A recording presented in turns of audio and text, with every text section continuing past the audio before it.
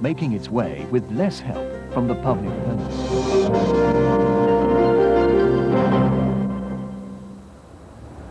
Train running 710 Charing Cross service will be the next train at this platform. It's early Monday morning at Gravesend Station in Kent. Passengers are waiting for the next rush hour train to London. It's running late. Train at this platform is the late running 710 Charing Cross service. Fastened up. Almost 500,000 people now rely on British Rail to get to work in London on one of the world's most congested commuter systems. 5 years of growth has made rail a market leader, carrying 4 out of every 10 of the capital's commuters. The fact that investment in the network hasn't kept pace is only too obvious on the North Kent line. Packed into 30-year-old rolling stock, passengers pay some of the highest fares in Europe for a service they despise. Trains never arrive on time, never. I mean, if you catch the same train every morning, a pound to a penny, it's not going to arrive at its destination at the time it should. You never get a seat. I pay over 1,000 in fares to stand up. I don't think it's conducive to a good atmosphere to work in London when you've got people who are going to have to stand for 45 minutes and then they've got to look forward to the same situation on the way home. If you could park in London, yes, I would drive in. Save doing this every day. In the face of growing customer dissatisfaction with the service, British Rail management and the government point to a dramatic improvement in the network's financial performance in recent years. Ministers have gone a long way in weaning BR off the public purse, and the railway appeared to be undergoing a radical transformation from public service to commercial business. But progress on that has been halted by the current economic downturn. British Rail's financial targets look increasingly difficult to achieve, and the cash squeeze is posing a threat both to levels of service and future investment. The Conservatives' determination to privatise British Rail is behind government pressure on BR to meet ever more demanding financial targets. But at last month's party conference, delegates were uneasy about the government's handling of rail, despite a jump in investment to nearly £2 billion over the past 3 years. So much for the nonsense that we're against public transport. We may be against the public ownership of transport, but that's, I'm sure we'll all agree, quite a different thing. But according to the secretary of the official rail users watchdog body, Michael Patterson, the pace of current investment still isn't fast enough to make up for decades of neglect. It's part of his job to monitor whether rail services meet the quality targets set by the government. To achieve good quality of service standards requires further investment by British Rail in more rolling stock, particularly to ease the overcrowding situation. That cash is not there at the moment, and I do fear that pressure to achieve financial targets could make the situation even worse in terms of achieving the quality standards, because the evidence seems to suggest that when British Rail has a choice between meeting financial targets and quality targets, the financial targets win every time. British Rail began adopting a more commercial approach in 1982 with the creation of new business sectors. Intercity took on the long-distance routes. Network South East was responsible for services around the capital. Provincial was to serve the needs of rail travellers in the regions. Each of the new business sectors must work to strict financial targets set by the government. Since 1983, BR's total subsidy, known as the Public Service Obligation or PSO grant, has virtually halved from over £1.2 billion to £600 million. Intercity no longer receives any grant. At the same time, the railway has carried a steadily growing number of people, with total passenger miles up from 16 to 21 billion. With revenue up and the workforce trimmed, BR can claim to be the world's most cost-effective railway. It's an enormous improvement in cost effectiveness, achieved by different routes in different businesses. 5 years ago, when I became Intercity Director, our losses were 25% of our turnover. If we projected our plans, we didn't really see any ways of getting losses below £100 million a year. We've now been in profit for 2 years, and quite significant profit as well, and we can see our ways of moving forward to increase profits in the future. Increased labour productivity has been a key factor in helping British Rail turn itself around. 25,000 jobs have been shed from the workforce in the past 7 years. Those remaining on the payroll are working more efficiently. Recent investment in new, more sophisticated technology has streamlined BR's engineering operations. And the gradual replacement of old rolling stock with more reliable modern trains has pushed down maintenance costs. There's no doubt that productivity gains have helped British Rail improve its overall financial performance. But there's been another and perhaps more important factor at work that's enabled BR to survive the squeeze on its public subsidy, and it's little or nothing to do with running a railway. Throughout the 1980s property boom, British Rail cashed in by selling off valuable land assets to developers. British Rail's property board has become a major source of additional finance, taking full advantage of a buoyant market to boost sales and rents. In the past 3 years, it contributed close to £1 billion to the railways, funding investment and compensating for reductions in government grants. But the property slump has cut this year's expected income by more than a third. We are forecasting a shortfall of about 125 million in total cash receipts. I shall be most pleased if we bring it in at that. All of our plans were predicated on maintaining the contribution. So the property market has taken a dive. We don't know when it's going to come back. So future financial planning from property, I think, will have to be reconsidered this autumn. That planning can't include many more large-scale developments like this one at Broadgate in the City of London. Available railway land is limited, and already virtually every major London rail terminus has been redeveloped. With property no longer the pot of gold that it was, BR is being forced to rely more heavily on its rail operations to achieve its financial targets.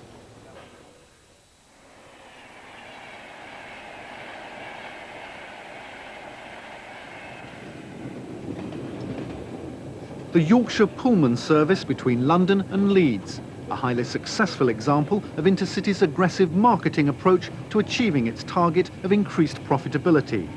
Premium products like this offer passengers a well-staffed service on board one of the most modern trains running in Britain. Enjoy breakfast. Aimed principally at the business traveller, passengers pay over £100 for a round trip of just 400 miles. There we go, sir. Thank you. Quality of service is obviously at the very heart of the Pullman marketing concept. Yet, ironically, Intercity no longer has quality of service objectives imposed on it by the government in the way that Network South East and Provincial still do. That's because it no longer receives a public subsidy. Intercity has come up with its own modest targets for punctuality, which it's so far failed to achieve. But it's refused to set itself firm goals to reduce overcrowding. I'm still very dissatisfied with the performance standards we're achieving, and we're taking a lot of steps to try and push them further. Some of those actually depend on equipment. We need equipment which is a lot more reliable than some of the older equipment we've got now if we're going to achieve the sort of standards that I want to achieve. But those planned improvements are under pressure. Following years of growth on the back of a booming economy, the recession has brought a slowdown in revenue as people travel less. Intercity has already hiked fares by up to 60% over its last 3 increases. And with just a 5% share of long-distance travel in the UK, it must take care not to price itself out of the market. In the leisure market, there is no doubt that people will resist quite strongly if fares go very much above inflation. In the business market and in the travel to work market, certainly people will divert away from railways if fares are pushed too hard. The businessman will, of course, go to the company car, which is subsidised. The person travelling to work will begin to relocate either his work or his home, and the market will begin to drop away. But Intercity isn't constrained only by how far it can raise fares. The government, which is effectively banker to the railways, sets strict limits on how much BR can borrow each year. That's left Intercity management in doubt about the funding of investment they regard as essential to improving profits. The constraints are whether the board and the government will give me the money that I asked for. I mean, that's where it boils down to. I'm quite satisfied that I can make a reasonable case for the investments I think we need. But you can't be certain of getting the money for the projects you want to go ahead with. There's no certainty in this world. Isn't it difficult to operate a commercial business in the way that you're trying to do in that sort of straitjacket, if you like? Well, I mean, it's a straitjacket that I'm used to, and I suppose I've got to the stage where it fits quite comfortably. Is it fair to say then that there are now serious question marks over the targets that are enshrined in British Rail's last corporate plan? There was always a possibility that they would have to be revised. I mean, targets are targets, and they're never anything more than that.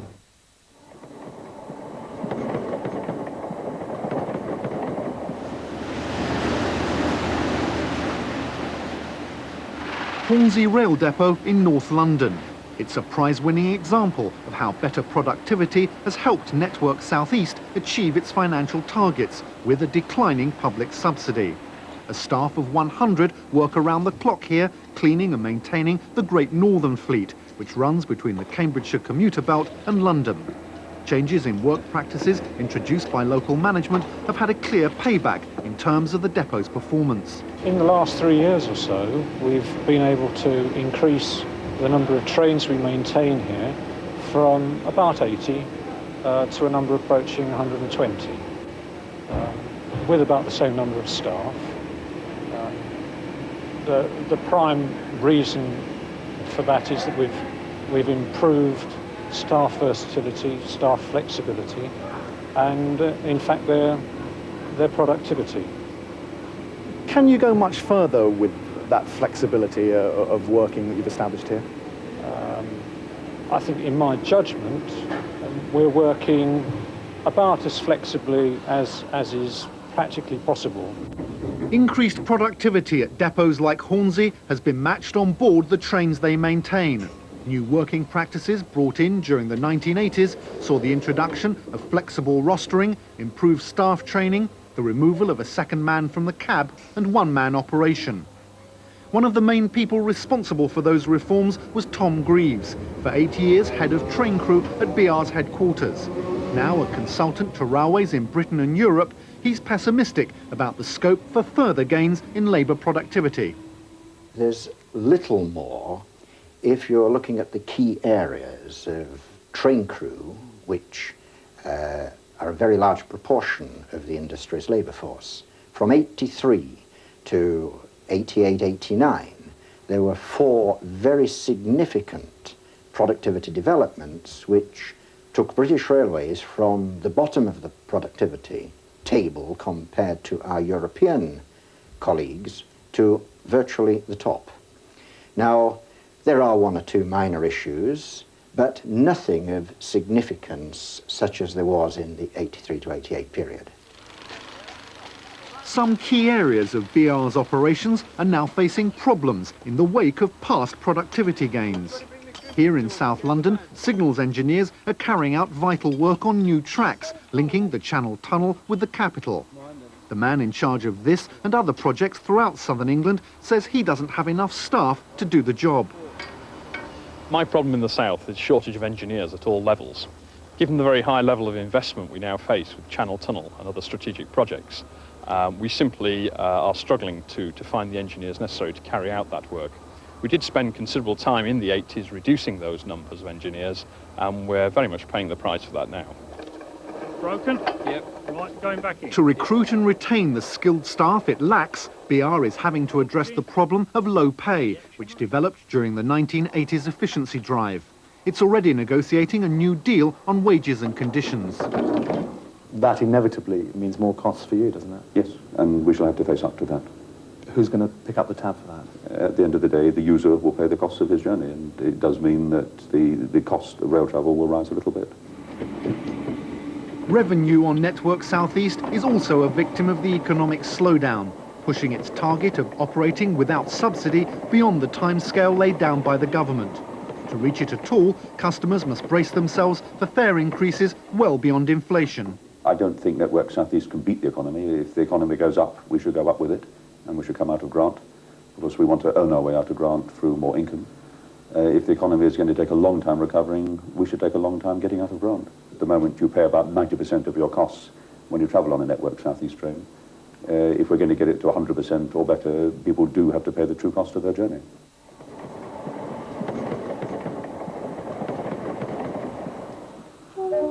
Loss-making trains like this one running between Cambridge and Peterborough make Provincial BR's most heavily subsidised operation. Fares cover roughly 1/3 of running costs. The government accepts that subsidies are needed for social reasons, but the squeeze on the amount available is prompting regional managers to cut some trains from the timetable in a controversial reassessment of how BR meets a social need. Social need does fit in, but there is also a commercial angle to it. You have to take both issues on board in planning the services and looking at their finances, because they do perform a social role. That is why we receive a grant from central government. But in performing that social role, it's not an unending social role. One has to look at the economics of serving every aspect of it. And there are some that we feel that are just not sufficiently high in terms of social priority and their value for money. Now BR is seeking others to finance marginal services. It asked the county council to pay the cost of keeping the last train of the day running on this line between Cambridge and Peterborough. Although some local authorities have agreed similar requests for funding, Cambridgeshire was infuriated by the suggestion. We feel it was quite iniquitous, really, that British Rail should be being paid twice, really, for the same service. I mean, they're being funded by central government to provide socially necessary services. But then, on the other hand, they were turning around to the county and other counties like ourselves and saying, well, how about paying for this service? British Rail bids for extra local funding are now meeting wider resistance. The Association of County Councils has recommended their rejection. The concern is shared by the National Rail Users Group. We think that's a very regrettable procedure for British Rail to adopt. If they haven't got sufficient money to operate a public service broadly in line with what it was before, then they really must go back to government and say so. They really mustn't be going to the local authorities and putting them over a barrel and saying, you know, we withdraw your trains unless you provide us with more money. That's what the PSO grant is provided for. And if it's not big enough, if it's not adequate, then British Rail must say so.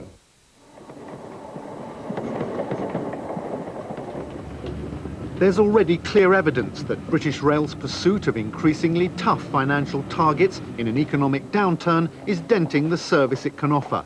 Rail consumer bodies fear a widespread round of service cuts next spring. Network South East says it's already chopped station modernisation plans to ribbons. And here at Maze Hill in suburban London, staff are finishing work early, even though the rush hour is still in full swing. It's part of a cost-saving programme at dozens of stations throughout the region. There's growing concern that the travelling public will have to pay a bigger price still if BR's to realise its financial targets. They could only be attained by making the service worse, very much worse, and very much more expensive. I think you would be looking at fares in the London area going up very substantially indeed, and on the intercity journeys which are coming into London.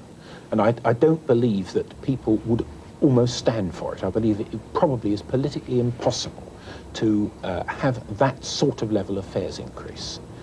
So I think there is this inconsistency between the money available, either from fares or grant, and what the public expect. Shouldn't you, at this stage, be going back to the government and saying, look, we cannot work with a reducing PSO, we must stop that process and perhaps even reverse it? I think we should be very frank with government. We should not be frank in the glare of a television camera. We should be frank in the privacy of a committee room. But we should be telling them very frankly where we stand, what is achievable and what isn't. And if there's going to be a tension between the quality standards and the finance in the short term, and I think we're talking 2 or 3 years in this situation, we should say so.